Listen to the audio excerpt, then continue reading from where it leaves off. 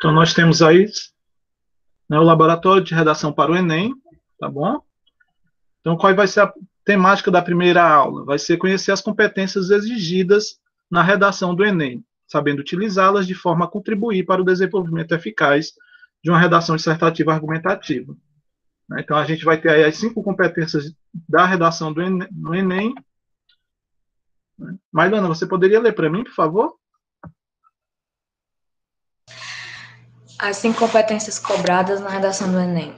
Demonstrar domínio da escrita formal da língua portuguesa, compreender o tema e não fugir do que é proposto, selecionar, relacionar, organizar e interpretar informações, fatos, opiniões e argumentos em defesa de um ponto de vista, demonstrar conhecimento dos mecanismos linguísticos necessários para a construção da argumentação e elaborar propostas de intervenção para o problema abordado, respeitando os direitos humanos. Muito bem, obrigado. Então, aí a gente tem 5 competências. Então, como definir essas 5 competências? Tá bom? A primeira dica é que cada competência na redação, os participantes são classificados dentro de 6 níveis. Cada competência, ela vale 200 pontos, tá ok? A redação vale 1.000 pontos. E dentro de cada competência, né, vocês vão estar dentro de 6 níveis. Né, aquele 0, que é fuga total daquela competência, até os 200 pontos. Nós vamos estar vendo isso agora, né, nessa aula, destacando o aspecto de cada competência. Então, a primeira competência é avaliado se a redação do participante será adequada às regras de ortografia, acentuação, ortografia, uso do hífen, emprego de letras maiúsculas e minúsculas e a separação silábica, o que a gente chama de aliteração. Ainda são analisadas a regência verbal e nominal, se ele consegue destacar, né, que o sujeito é predominante, né, mediante ao verbo e que o verbo influencia nas palavras, né, dentro do seu campo como núcleo do predicado e o substantivo como núcleo do sujeito. Tá? A concordância verbal e nominal também se encaixam aí. A pontuação, o paralelismo, né, e o emprego de pronomes e a crase. Então, tudo isso são exigidos na primeira competência. Aí a gente vê, ó, quem é que vai ter 200 pontos? Aquela pessoa que demonstra excelente domínio na modalidade escrita formal. Ok? Não vai ter desvios gramaticais, não vai ter convenções da escritas, né? Nessa questão aí, pouquíssimos erros são destacados, ou quase nenhum erro é destacado, e a pessoa tira 200 pontos. À medida disso, ele vai caindo. Por exemplo, 120 pontos, ele já vai ter um domínio mediano. O 160, né, foi bom. Aí 80, insuficiente, 40 pontos precário. E 0 é quando ele não demonstra nenhum domínio sobre a escrita. Ok? Ai, professor, isso é uma barra. Como é que eu vou fazer tudo isso? Lembrando, a correção é feita de forma global. Por isso, detalhes como um erro de acentuação só não vai te tirar a pontuação, não. Uma pequena rasura, que tu ia começando uma palavra e deu errado, aí você só faz riscar aqui um tracinho em cima dela e continua, também não vai tirar ponto se for uma rasura só. Se forem erros mínimos, eles acabam sendo ignorados. O Enem não é igual ao vestibular antigamente, não, que uma vírgula já te tirava pontuação. Então, você tem a capacidade de tirar uma nota 1.000, tá bom? Cometendo algum erro. Isso que o erro não seja constante, certo? Que você não cometa vários erros daquele estilo.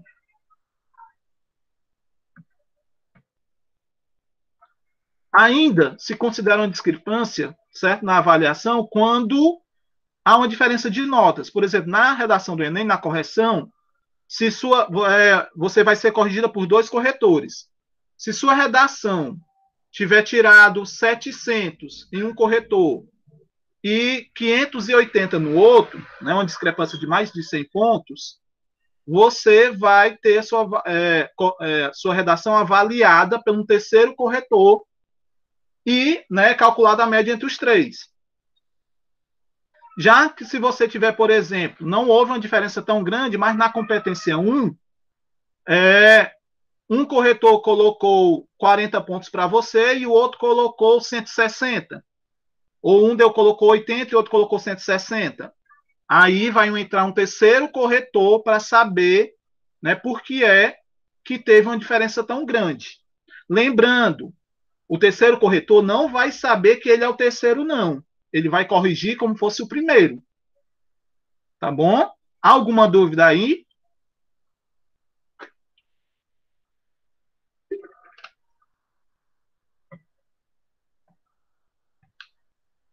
Todos entendendo?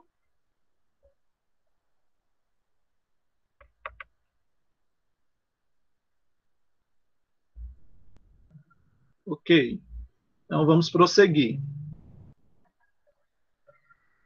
Nós vamos ter a segunda competência. A segunda competência, ela vai destacar as habilidades integradas de leitura e de escrita do candidato. Lembrando, ela vai verificar também a compreensão do tema, né? Se você conseguiu compreender o tema que eles lhe colocaram, e a aplicação dos seus conhecimentos de várias áreas de aprendizagem na escrita sobre esse tema. Além disso, é a partir daí que eles também analisam a estrutura dissertativa argumentativa em prosa. Não é que você vai argumentar, por exemplo, em forma de poesia épica, que eles vão aceitar, não. Tem que ser um texto em prosa, ou seja, um texto em parágrafos. Além disso, a partir do momento que você compreende o tema, você vai explicá-lo, vai defendê-lo ou contra-argumentar, ou seja, contradizer. Né? Se no seu ponto de vista, né, a temática aí é a questão do aborto, né, ir contra o aborto. Mas você é a favor, então você vai contradizer, vai contra-argumentar o porquê é que você é a favor. Certo? Nós temos aí, né, dentro dessa competência, para quem consegue desenvolver bem o tema de forma argumentativa, consistente, convencendo, com um repertório bem grande, né, de vários exemplos, citações, situações concretas, aí você tem uma questão de 200 pontos garantidos. Quando você baixa esse nível, né, de um repertório social muito bem, né, e um excelente domínio, para um bom domínio, né, e apresenta só né, algumas conclusões, algumas argumentações, já vai para 160. E assim, né, por exemplo, quando você só faz cópia de trechos motivadores, apresenta um domínio suficiente na defesa, você já vai para 80 pontos. Né? E quando você foge ao tema, né, e não é atendida a estrutura dissertativa argumentativa, você zera. Lembrando que a fuga ao tema e o não atendimento da estrutura dissertativa, nesse caso, a redação recebe nota 0 logo, não só nessa competência. Ela é anulada por completo. Então, tem que tomar muito cuidado com essa competência 2. Detalhe, né, que você tem que saber. O tema constitui o núcleo de ideias sobre as quais a redação deve ser organizada e é caracterizado por ser uma delimitação de um assunto mais abrangente. É interessante que, tanto nos primeiros anos, né, a gente trabalhou já essa questão de tema-assunto, que é a competência 5, como nos terceiros anos, a questão de comparar textos, né, de linhas de gêneros diferentes ou iguais, a partir da identificação do tema, também foi trabalhado durante essa semana. Lembrando, também é bom de saber que o texto com menos de 8 linhas também não será corrigido e automaticamente é anulado e zerado.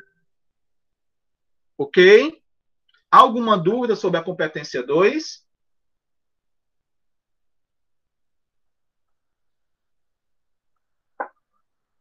E aí, meninos? Podemos prosseguir, então. Fátima, poderia ler para mim aí?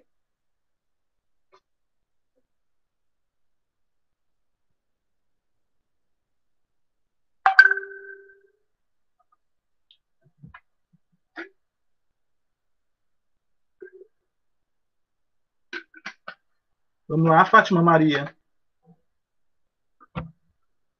São só 2, 3, 5 alunos contando com você. Que vergonha é essa? É só para ajudar o professor que já está, né, já cansado aqui e a pressão um pouco alta.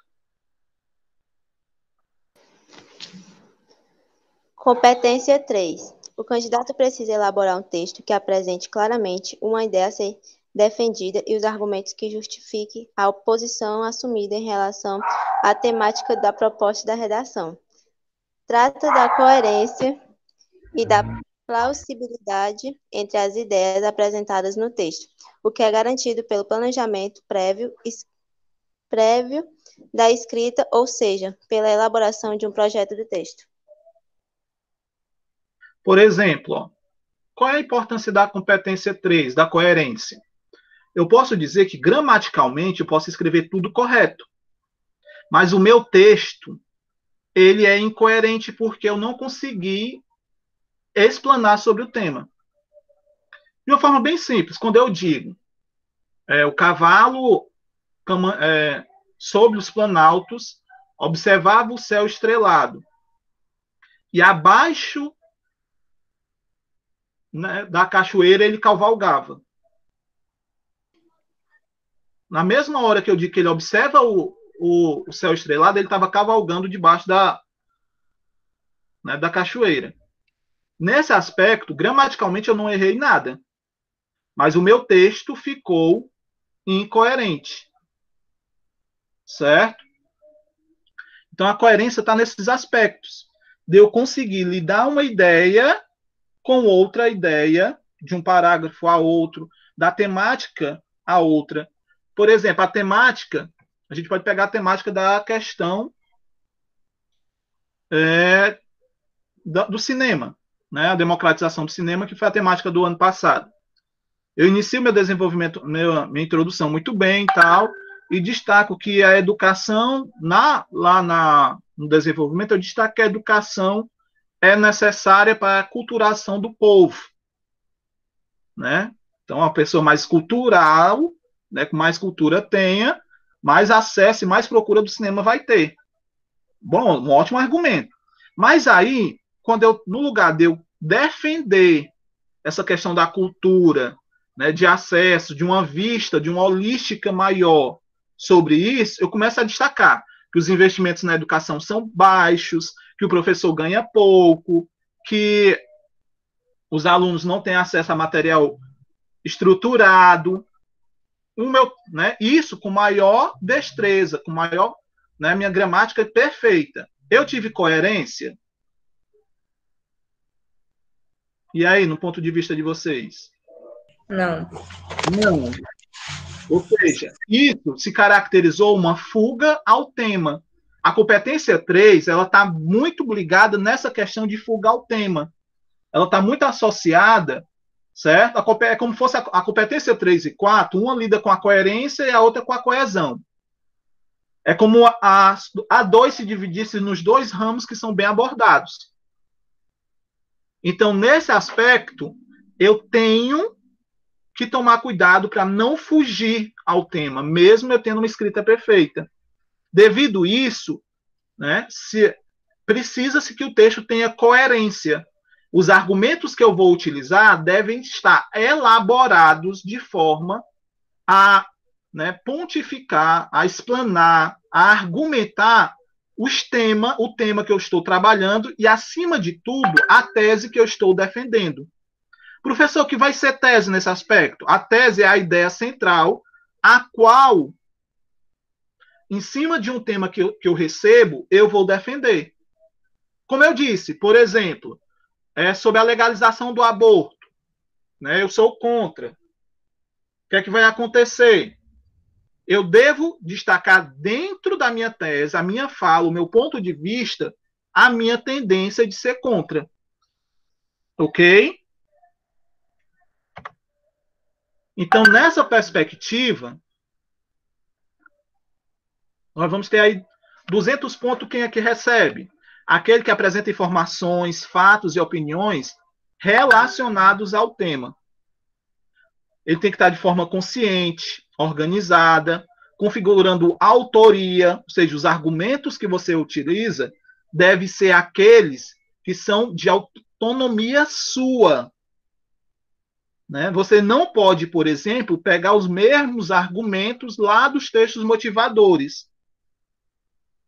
E mesmo que você busque a mesma linha, de pensamento dos textos motivadores, já que eles estão exatamente para motivar vocês, mesmo que você siga a mesma linha de pensamento, o que é que vocês devem fazer? Vocês devem traçar argumentos com a mesma linha, sendo argumentos diferentes, sendo outros tipos de citações, sendo outros exemplos concretos, sendo outra definição à base da Constituição. Então, todos esses aspectos levam a configurar que você tem autoria, você consegue retratar o tema sem precisar dar auxílio de outros textos. Não é que você não vá ler, então não vou nem ler os textos motivadores. Não é isso. Os textos motivadores vai te dar a linha de raciocínio que eles querem que você escreva. Porque senão você também pode fugir à linha que ele espera, tá bom? Até mesmo porque os corretores, eles passam por um curso antes, mediante o tema a ser abordado naquele ano. Então, ele já tem uma previsão do que é que ele espera dentro do curso, que ele aprendeu dentro do curso, que vocês escrevam. Tá bom? Por isso que a autoria é você surpreender com as suas palavras, utilizando citações, né, falas de outros autores importantes, né, destaques de reportagens, gráficos, né, que vocês já estudaram, né, índices, tudo isso vocês podem trazer para esse momento e apresentar. Aí a gente tem a pontuação abaixo, né? Vocês veem isso, por exemplo, na cartilha do Enem, todo esse material. Então, à medida que você vai baixando a forma de organização do texto, né, colocando, por exemplo, a limitação dos argumentos, né, não conseguindo organizar os seus pontos, né, de argumentação, quando seus argumentos são incoerentes, até o ponto que você não consegue relacionar nenhum tema, aí você vai baixando essa escala, 200, 160, 120, 80, 40, até o 0. Ok? Então, é uma das competências mais importantes. A 2 é você manter o texto, a estrutura da redação, né, que todo mundo já sabe, que é o introdução, desenvolvimento, conclusão, nesse aspecto. Aí mesmo os alunos do primeiro ano já sabem. E ter essa associação de coerência dentro do texto. Tá bom? Porque alguns erros cometidos lá na primeira competência não vão lhe tirar tanto os pontos como os erros de coerência encontrados. Alguma dúvida aí? Suelen, você poderia ler a quarta competência para mim, por favor?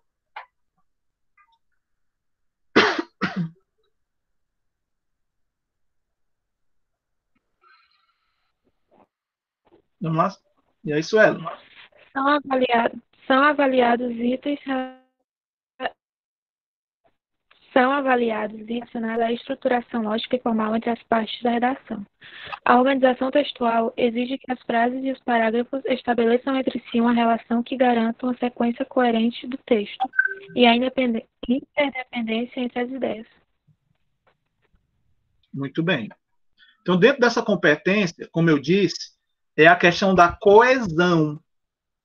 E, para isso, eu preciso de conectivos, de elementos coesivos, de frases que tenham o papel de ligação entre parágrafos, de advérbios, né, de preposições, tudo que encaixa uma palavra a outra, um período a outro e um parágrafo a outro. Então, quando eu consigo articular essas partes do texto, né, com bastante diversificação, né? Por exemplo, professor, o que seria uma bastante diversificação? Eu eliminar o uso tanto do i, isso e aquilo. Eu vou dar uma ideia contrária. Numa frase eu botei o porém. No outro eu vou botar o porém novamente? Não, eu posso botar o contudo. Para introduzir o meu parágrafo, eu posso muito bem já ir relatando? Posso. Mas eu posso primeiro colocar em primazia, em primeiro ponto, em primeiro aspecto. Ok? Então, é as palavras que eu utilizo para introduzir, para articular um parágrafo a outro. Todos esses aspectos me levam a isso. Preposições, conjunções, locução adverbiais ou advérbios são responsáveis pela coesão.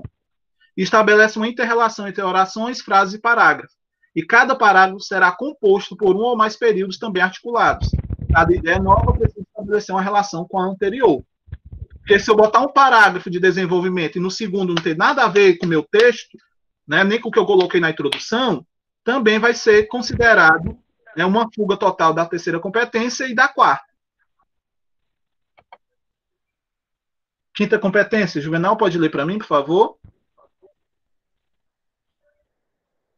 Simone, tira a foto aí do seu liquidificador e manda para mim e me diz qual foi que eu não me lembro mais também.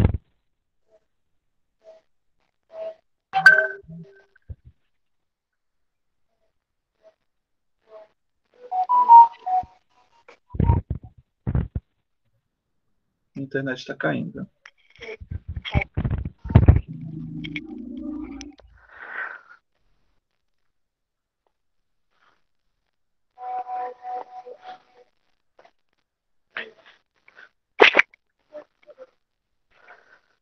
É a minha ou é o...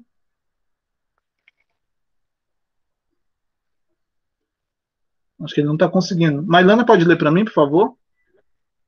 Ele não está conseguindo acesso.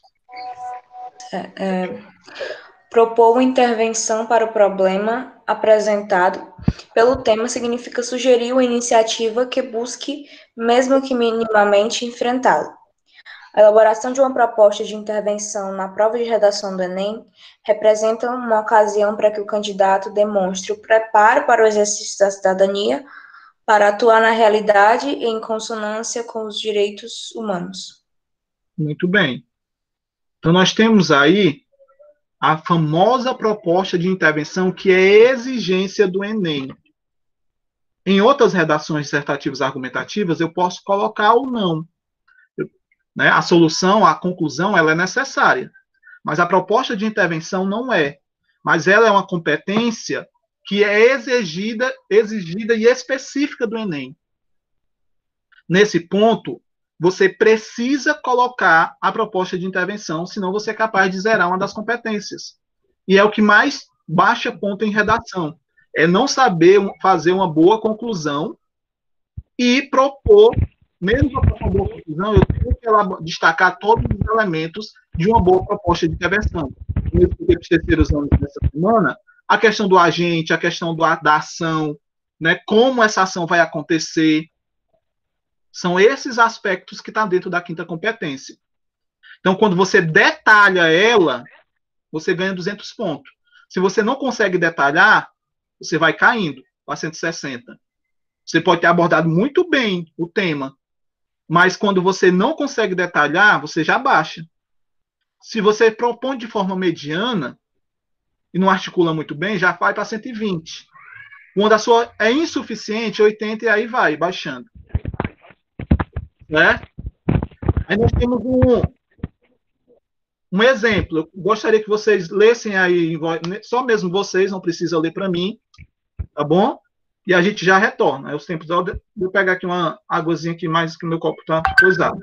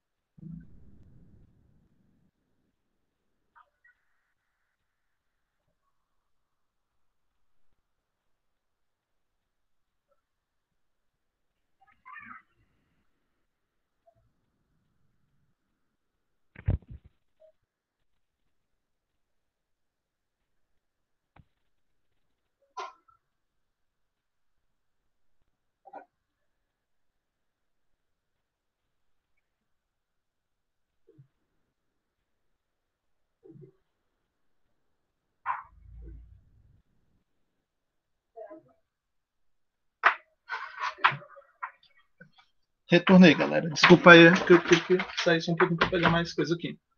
E aí, meninos? Nós temos aí, ó, O acesso pouco democrático ao cinema em território nacional é, portanto, uma problemática de raízes históricas e atuais a ser combatida. Nesse sentido, a Secretaria de Cultura deve, por meio de parcerias público-privadas com empresas do ramo dos cinemas, investir na construção de salas de cinema em regiões até então desprovidas desse estabelecimento. Dessa forma, a carga intelectual dessa sétima arte poderá ser mais bem difundida no país. Como os meninos aí do terceiro ano já têm uma sorte, porque nessa semana a gente trabalhou exatamente isso, a conclusão. Vejam que aí nós tivemos, né, a Secretaria de Cultura como o agente transformador da ação, da intervenção. Inicialmente, ele reforça... Ellen, desliga aí o microfone, por favor, está dando interferência.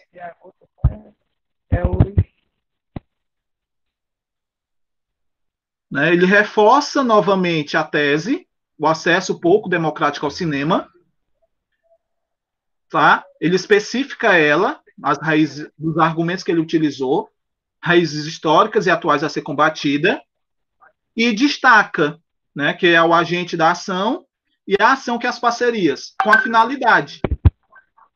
E aí ele até diz como é o nome, né, o modo, que é investir na construção de salas de cinemas em regiões menos desprovidas desse estabelecimento.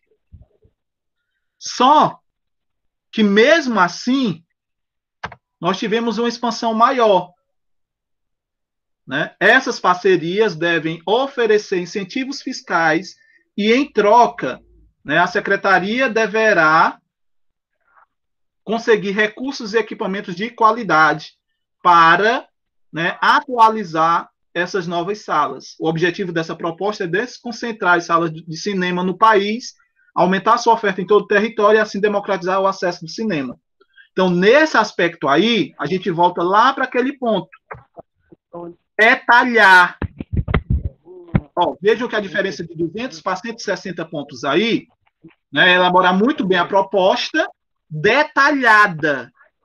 Eu tenho que mostrar como é que ela vai ser colocada em prática. Ok? Então, nesse ponto, é que a gente vai para a estrutura de redação. Lembrando, se você fugir ao tema, não atender a estrutura argumentativa, ela não será avaliada em nenhuma das competências. É 0. Ok? Aí a gente vai ter, né, tudo isso a gente já, né, destacou nas nossas falas. A tese vai ser apoiada em cima dos argumentos e depois a proposta de intervenção. O tema e a tese, elas vão ser expostas lá na introdução, os argumentos no desenvolvimento e a proposta de intervenção lá na conclusão. A gente vai ter mais ou menos isso, ó. Tema e tese, em média 6 linhas, é uma abordagem mais direta, sem explicação, ou indireta com a alusão do tema. Eu posso fazer citações, eu posso dar exemplos frasais, né? Eu vou ter vários tipos de introdução, e aí já está com o meu tópico frasal de parágrafo, ou seja, eu já defino minha tese. No argumento 1 e no argumento 2, eu tenho, em média, 8 linhas. Tá bom? Eu posso fazer um terceiro argumento e um terceiro parágrafo aí? Posso. Mas tem muito cuidado para não, né, ultrapassar as 30 linhas. Aí eu já vou ter a preocupação de cortar pedaço do meu texto, porque não vai caber nas 30 linhas. E a intervenção, que é a conclusão, é a preparar, né, de forma detalhada a solução para o problema. Ok? Alguma dúvida até aí? Professor, na verdade são 2 perguntas que eu tenho. Essas citações, eu queria entender mais sobre o que elas são e onde eu posso encaixar. Pronto. O que é uma citação, né? A dificuldade aí para você do primeiro ano é porque você não trabalhou ainda textos dissertativos argumentativos, como eu já estou trabalhando com os meninos do terceiro. A citação, por exemplo, Mailane, vamos pegar aqui a questão do cinema. Eu vou, né? Pronto. Deixa eu lhe mostrar na prática. Aqui, uma exemplo prático. Vou abrir aqui uma... Deixa eu parar aqui a apresentação para apresentar outra coisa.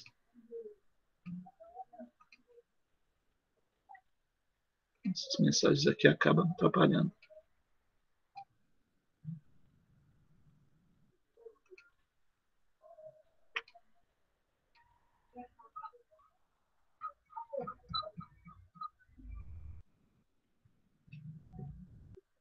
Está conseguindo visualizar? Sim. Pronto. Ó. O que é uma citação? Né? Vejam por aqui no parágrafo de desenvolvimento. Ele coloca: em primeira análise, é evidente que a herança ideológica da produção cinematográfica, como um recurso destinado às elites, conservou-se na coletividade e perpetuou a exclusão das classes inferiores. Isso, normalmente, eu não li ainda o primeiro parágrafo, mas ele reforça a ideia argumentativa que ele já disse no primeiro parágrafo. Aí nós temos, nessa perspectiva, que é um elemento né, que é abordado lá da quarta competência, que é um conectivo, segundo Michael Foucault, filósofo francês, o poder articula-se em uma linguagem que cria mecanismos de controle e coerção, as quais aumenta a subordinação. Então ele pegou a fala do filósofo francês para destacar o ponto de vista dele, qual é o ponto de vista dele? Que só quem era das classes favorecidas, as elites, é que tinham acesso à questão cultural. E a coletividade, ou seja, as classes inferiores eram excluídas quase totalmente. Então, o filósofo francês, ou como Emmanuel Kant, né, Karl Marx, sempre relatou isso, que as classes inferiores eram excluídas. Então, quando eu pego essa minha fala e junto com a fala de alguns filósofos, alguns sociólogos, eu estou dando uma citação, eu estou citando ele. Tá bom? Qual era a outra dúvida? Onde pode se encaixar essa citação? Agora eu percebi que pode ser também no desenvolvimento, né? No desenvolvimento, na introdução. Por exemplo, no início do século XX, com regimes totalitários, por exemplo, o cinema era utilizado como meio de dominação, adesão às massas ao governo. Isso é uma citação, que a gente vai chamar de citação histórica, ou, né, argumento de alusão histórica, dentro da introdução. Certo? Então, ela pode se encaixar em qualquer elemento. Ó, vejam no segundo parágrafo, no terceiro parágrafo, ele já destaca a ideia de Émile Durkheim, que é um sociólogo francês. Né? E a gente vai ter, não muitas vezes, também esse destaque lá na conclusão, mas aqui a gente não teve.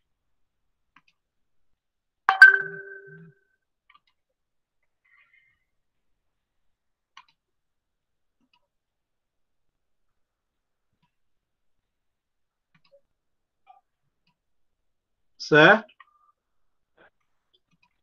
Aí, vocês vão ter a atividade, né, que nosso horário está acabando, que é escrever só um comentário, só um parágrafo sobre essa charge, que eu vou deixar lá no Classroom mais tarde, tá bom? Então, a nossa próxima aula.